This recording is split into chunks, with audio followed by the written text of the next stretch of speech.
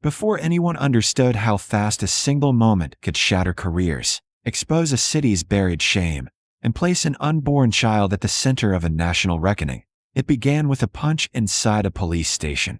A punch thrown by a man who believed his badge made him untouchable and landed on a woman he thought was powerless, never imagining that within hours he would be kneeling in disgrace when the truth of who she was finally came out.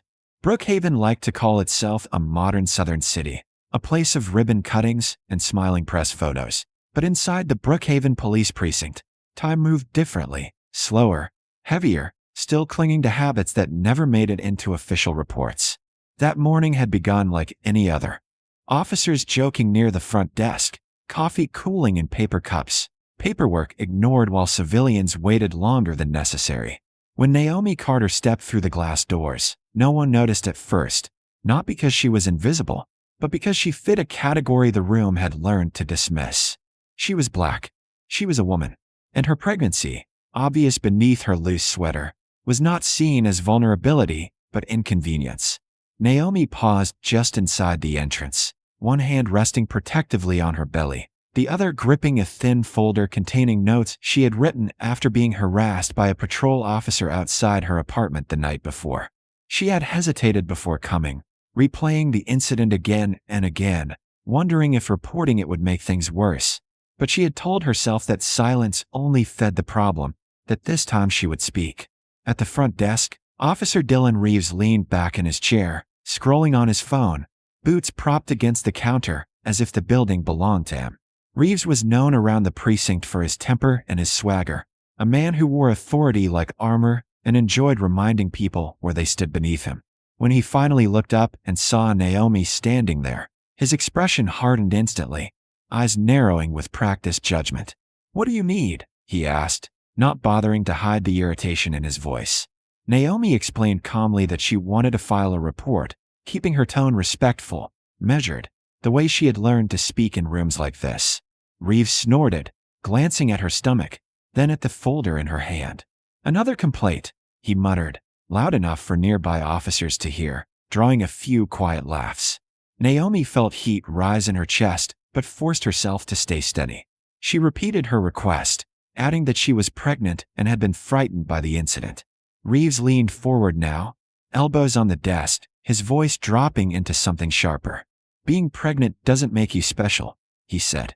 "And it doesn't mean we jump when you say jump." Naomi asked, politely, to speak with a supervisor, and that was when the air changed. Reeves stood up abruptly, chair scraping loudly against the floor, his height and bulk instantly used as intimidation. "You don't get to make demands in here," he snapped.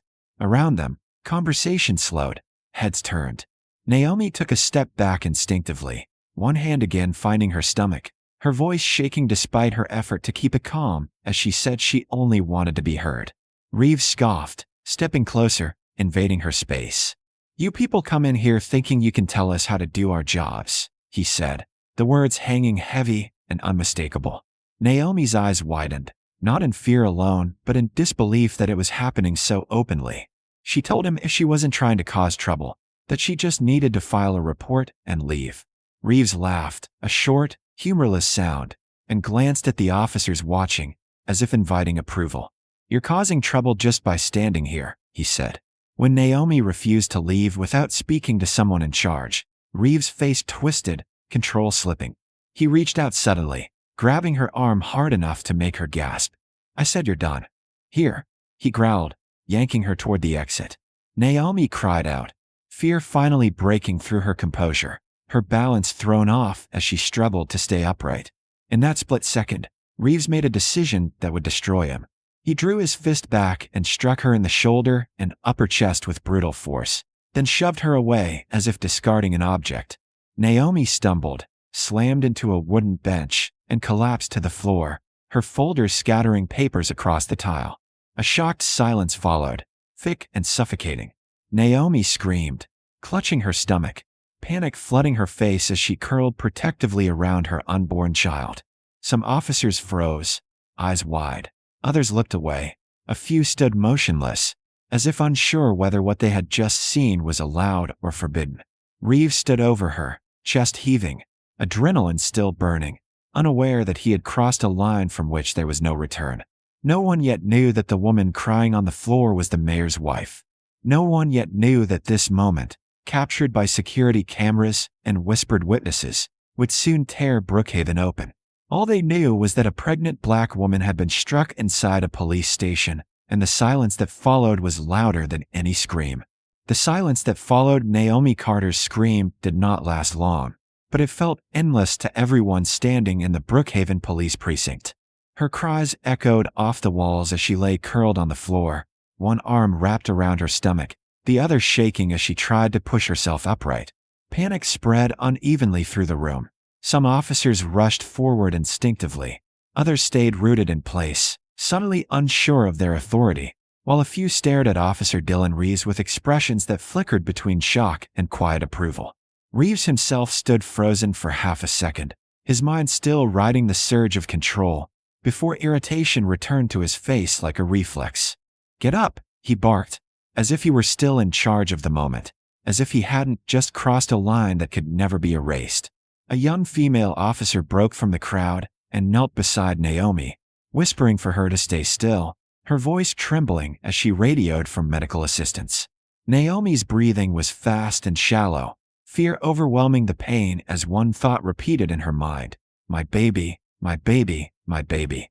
She tried to speak but could barely get the words out.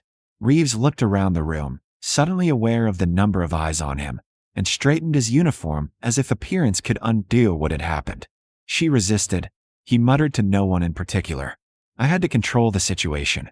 No one responded, and that unsettled him more than open defiance ever could. Sirens grew louder outside, slicing through the tension. When the paramedics rushed in, their eyes immediately locked onto Naomi's condition, pregnant, distressed, on the floor of a police station. One of them looked up sharply and demanded space. Reeves stepped back at last, irritation flashing across his face as authority shifted away from him.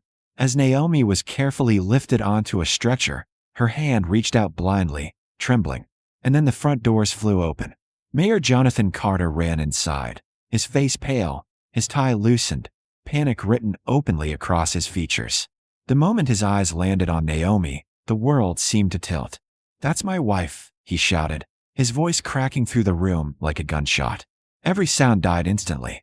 Conversation stopped. Breaths were held. Reeves' expression drained of color so fast, it was almost unreal. The mayor dropped to his knees beside the stretcher, gripping Naomi's hand as paramedics continued their checks. "I'm here," he whispered urgently. "I'm right here." Naomi's eyes filled with tears as she tried to speak, her voice breaking as she told him what had happened. Jonathan looked up slowly, his gaze locking onto Reeves with a fury so controlled it was terrifying. "Who did this?" he asked quietly. No one answered at first. Then a shaken officer pointed. Reeves opened his mouth, words tumbling out too fast, too desperate. "Sir, I didn't know who she was. She was being disruptive. I was just—" The police chief had arrived by then, pushing through the crowd, his eyes darting between Naomi, the mayor, and Reeves. When he understood the situation, his shoulders sagged as if years of denial had collapsed in one instant. "You punched a pregnant woman," the mayor said slowly, standing up. Inside your own station. Reeves swallowed hard, sweat beading on his forehead. "If I had known." "That's enough," the chief snapped, cutting him off. "It doesn't matter who she is." He turned to the officers around him. "Secure Reeves. Now." The word secure hit Reeves harder than any accusation. Two officers stepped forward, hesitation clear on their faces, but the order was unmistakable. Reeves backed away instinctively. "This is a misunderstanding," he insisted, his voice cracking. "You're overreacting." The mayor laughed once, short, bitter, humorless. "Overreacting," he said. "My wife is being taken to the hospital, and you're worried about yourself." As Reeves was escorted away, the station felt smaller, heavier, as if the walls themselves were closing in. Officers avoided eye contact, replaying every laugh, every silence, every moment they had chosen comfort over conscience. The paramedics wheeled Naomi out, the mayor walking beside her, his hand never leaving hers. Behind them, the truth settled into the room like dust after an explosion. This was no longer just an incident. It was exposure, and everyone there knew that by morning, Brookhaven would be watching.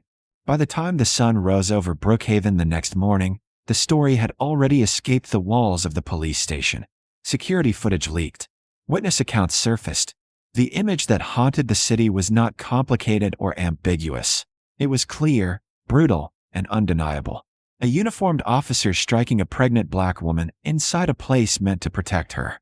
By midday, national news outlets were calling, and protesters were gathering outside City Hall, holding signs that spoke the anger many had carried for years in silence. Officer Dylan Reeves was suspended within hours, but suspension was never going to be enough. Internal Affairs opened a formal investigation, and prosecutors announced assault charges before the day was over. As more complaints were reviewed, a pattern emerged: previous reports of aggression, dismissive behavior, and racially charged language that had been quietly buried or minimized. What once looked like an isolated act now revealed itself as the result of long-ignored tolerance. Naomi Carter remained in the hospital for 2 days under observation. When doctors finally confirmed that her baby was safe, relief swept through the city, but it did not erase what had been done. Standing beside her hospital bed, Mayor Jonathan Carter addressed the press, his voice steady but resolute. "My wife survived this," he said. "But survival is not justice. And justice should not depend on who you're married to." Within the week, Reeves was officially fired, arrested, and charged. Several officers who had laughed, watched, or failed to intervene were placed on administrative leave. The police chief announced mandatory reforms, outside oversight, and a complete review of use of force policies. Some called it overdue. Others called it forced. The truth was simpler: it was inevitable.